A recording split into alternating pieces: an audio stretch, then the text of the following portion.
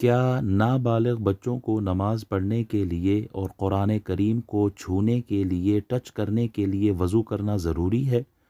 جس طرح بالغ مرد اور عورت بغیر وضو کے نماز نہیں پڑھتے، بغیر وضو کے قرآن کریم کو ٹچ نہیں کرتے، کیا سیم رولنگ بچوں کے لیے بھی ہوگی؟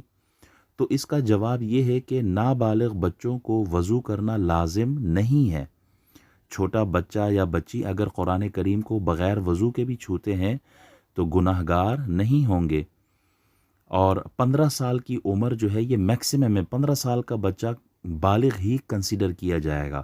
15 سال سے پہلے 14 سال میں اگر آثار بلوغت کے ظاہر ہوتے ہیں تو اب اسے وضو کرنا لازم ہوگا۔ 12 سال کی عمر میں اگر آثار ظاہر ہوتے ہیں بلوغت کے تو اب اس کو وضو کرنا ضروری ہے، لازم ہے، نماز پڑھنے کے لیے اور قرآن کریم کو چھونے کے لیے۔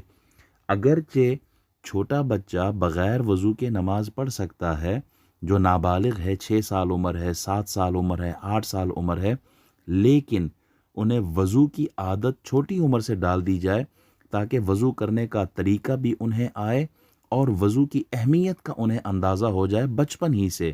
تو بہتر یہی ہے کہ چھوٹے بچوں کو وضو سکھایا جائے اور چھوٹی ہی عمر میں ان کو نماز کی ترغیب دی جائے۔ واللہ اعلم بالصواب۔